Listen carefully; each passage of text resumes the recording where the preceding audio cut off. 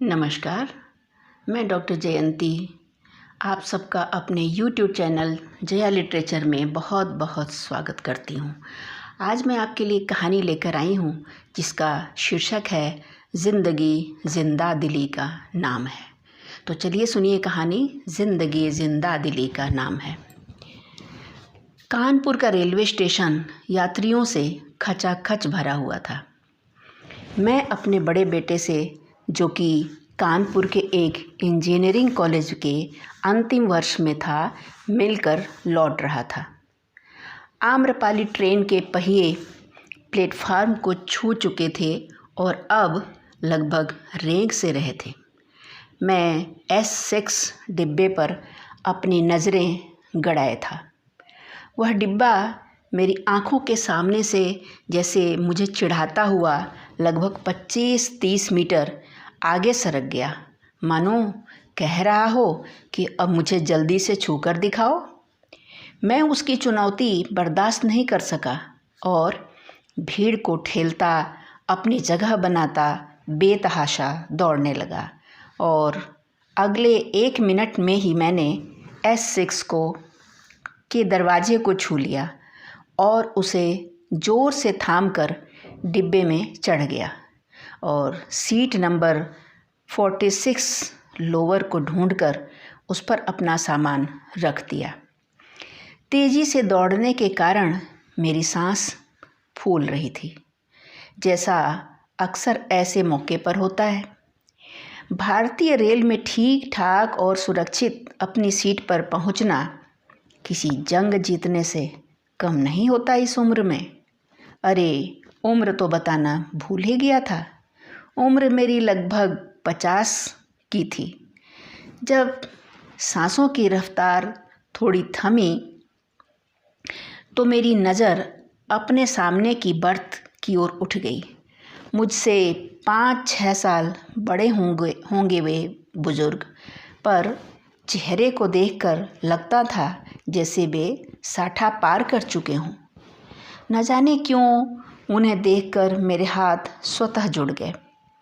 प्रत्युत्तर में उन्होंने भी सिर हिला दिया, मानो आशीर्वाद दे रहे हों। गौर वर्ण, कुछ पतले और लंबाई उनकी लगभग 6 फुट रही होगी। चेहरे पर उम्र की तुलना में झुर्रियाँ कुछ ज़्यादा थीं और उन झुर्रियों के पीछे एक मुर्दनी छाई हुई थी। ऐसा लगता था जैसे वो कोई हारे हुए जुआरी हों, या उनकी खड़ी फसल बर्बाद हो गई हो, या उनका बहुत समय से संचित धन चोरों ने चुरा लिया हो, या जवानी में ही पत्नी मर गई हो। मैं उनके चेहरे को न जाने क्यों ध्यान से देख रहा था, या यूं कहिए कि ध्यान स्वतः बार बार चला जा रहा था। उस डिब्बे में हम सिर्फ 2 ही पुरुष थे, बाकी सब स्त्रियां और बच्चे थे। बच्चों ने चिल्ल पों मचा रखी थी और स्त्रियां आपस में बातचीत में मशगूल थीं। लगभग 1 घंटे तक मैं चुप बैठा रहा, परंतु समय काटे नहीं कट रहा था। जैसा ट्रेनों में उस समय लोग समय काटने के लिए बातचीत करना बेहतर समझते थे, सो मैंने ही चुप्पी तोड़ी। भाई साहब, कहाँ तक जाना है? सरदार नगर। ये कहाँ है? मसलन इसके आसपास कोई बड़ा शहर? गोरखपुर। वहाँ आपका घर है या किसी काम से जा रहे हैं? मैंने बातचीत का सिलसिला आगे बढ़ाने की गरज से कहा। बेटी का घर है। अच्छा, तो आप बेटी के घर जा रहे हैं? हाँ। आपका अपना घर कहाँ है? जहाँ से आप चढ़े थे ना इस डिब्बे में, वहीं। मतलब कानपुर में ही? हाँ। अभी तक जो भी पूछा था मैंने ही पूछा था, पर पूछने की भी हद होती है, खासकर इस हाल में जब अगला या सामने वाला व्यक्ति अपनी ओर से कुछ भी न पूछे, और जब कोई ना पूछे तो मैं अपनी ओर से क्या बताता, और ना बताता तो मेरी ओर से औपचारिक प्रश्न अब लगभग समाप्त हो गए थे। फिर भी मैंने एक आखिरी प्रयास किया बातचीत जारी रखने का। तो आपने ये घर खुद बनवाया है? मैंने उन्हें खोदना शुरू किया। हाँ, संक्षिप्त सा उत्तर देकर वो चुप हो गए। तो घर में कौन कौन है? किसके घर में? अरे आपके घर में। मेरा कोई घर नहीं है। अरे अभी तो आपने बताया कि कानपुर में आपने मकान बनवाया है। हाँ सही है, मैंने ही वह मकान बनवाया था, परंतु वह मेरा घर नहीं है। भाई साहब आप क्या कह रहे हैं? मकान है, घर नहीं है, मेरी समझ में कुछ भी नहीं आ रहा है। मैंने थोड़ा झल्लाते हुए कहा। ठीक कह रहा हूँ, वह सिर्फ एक मकान है जिसमें बाहर की ओर एक छोटा सा कमरा है, एक स्नान घर और शौचालय है। उस बड़े से मकान में बस वही मेरा है। अंदर जाने की इजाज़त नहीं है मुझे। इजाज़त? कौन देगा इजाज़त आपको, जब आपने ही वह मकान बनवाया है? बेटा और बहू, वो कौन होते हैं आपको इजाज़त देने वाले? और वो आपका घर क्यों नहीं है? मैंने एक साथ 2 प्रश्न पूछ लिए। दरअसल घर में अब बेटे बहू की ही चलती है। बहू मल्टीनेशनल कंपनी में काम करती है और बेटा बैंक में है। मेरे घर के अंदर जाने से उन्हें डिस्टर्ब होता है, उनकी प्राइवेसी में खलल पड़ती है, सो वो नहीं चाहते कि मैं बार बार घर के अंदर जाऊं।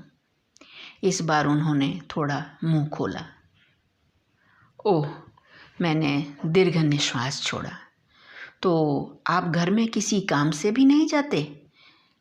काम ही क्या रह गया है, स्नान घर और शौचालय मेरे कमरे के साथ ही हैं और खाना अंदर से मेरे कमरे में ही आ जाता है।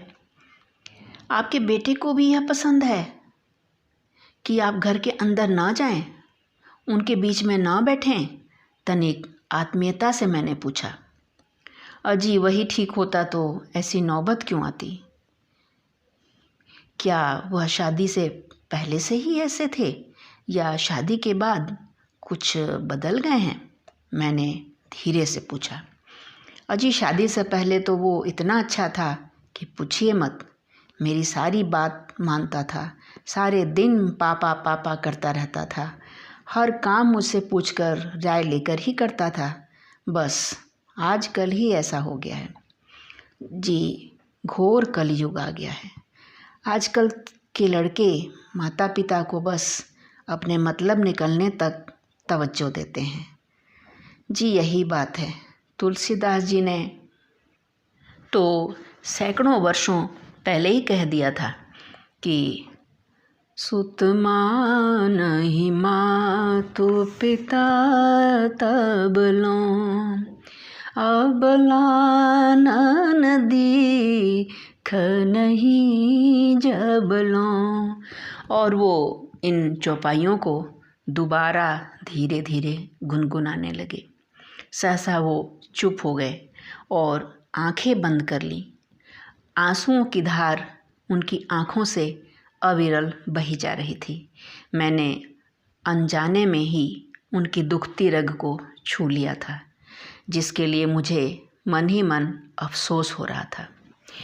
माफ़ कर दीजिए भाई साहब, मैंने आपका अनजाने में ही दिल दुखा दिया। मैंने थर्मस में से पानी निकालकर उनके मुंह से लगा दिया। वो थोड़ा संयत हुए। आज गर्मी बहुत है, बातचीत का रुख मोड़ते हुए मैंने कहा। वो चुप रहे।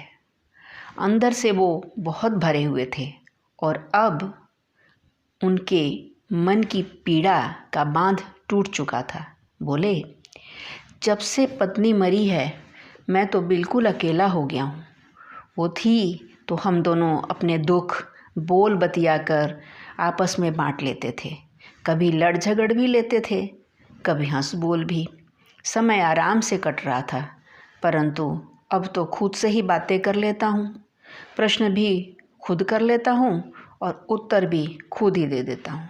वह बोले, देखिए भाई साहब, अगर आपके बेटे बहू आपको अपने साथ जोड़ के रखते ना तो ऐसी नौबत नहीं आती, पर आजकल की औलाद मैंने अफसोस जाहिर किया।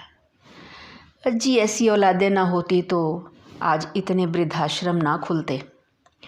लाखों बुजुर्ग अपने घर से निराश्रित होकर इन आश्रमों में जाने के लिए मजबूर ना होते। शुक्र है मैं तो अपने मकान में रह रहा हूँ और समय समय पर भोजन भी मिल ही जाता है। जी पर भोजन तो जानवरों को भी मिल जाता है। अपनापन भी कोई चीज़ होती है। आजकल के बेटे बहू अपने माँ बाप को भोजन देकर ही मकान में रहने देने को ही बहुत बड़ा उपकार मानते हैं। वो भूल जाते हैं कि ये वही माँ बाप हैं जो उनकी ज़िंदगी बनाने के लिए अपने दिन रात एक कर दिए थे। मैं थोड़ा आवेश में आ गया, परंतु अब हम क्या कर सकते हैं। जो परिस्थिति है झेलनी तो पड़ेगी ही। नहीं भाई साहब, झेलनी नहीं, आप इस परिस्थिति का दृढ़ता से सामना कीजिए। वो कैसे? हम इस उम्र में अब क्या कर सकते हैं? क्यों नहीं कर सकते? भाई साहब, आप जैसा मैं कह रहा हूँ ना, बस वैसा कीजिए, सब ठीक हो जाएगा। अच्छा बोलिए। तो ठीक है, सुनिए। देखिए, मकान जो आपने उन्हें रहने को दिया है वो तो ठीक है, परंतु आगे से आपने अपने जीवन काल में जो रुपया पैसा जमा किया है या जो बैंक बैलेंस है उस पर अपना नियंत्रण बनाए रखिए। इसका मतलब ये नहीं है कि बेटे बहुओं को तरसा कर रखिए, उन्हें खर्च के लिए दीजिए, पर उससे वंचित ना हो जाइए। अपनी सेहत का विशेष ध्यान रखिए। प्रातः भ्रमण पर अवश्य जाइए और योगाभ्यास भी रोज कीजिए। देखिए, अब आप सेवानिवृत्त हैं, सो आपके पास बहुत सारा समय है, तो आप अपनी रुचि का कोई काम तलाश लीजिए और उसी में व्यस्त रहिए। अपने बेटे बहू के कार्यों में आप हस्तक्षेप बिल्कुल मत कीजिए और यदि कोई मदद उनकी कर सकते हैं तो अवश्य कीजिए और परिवार के लिए उपयोगी बने रहिए।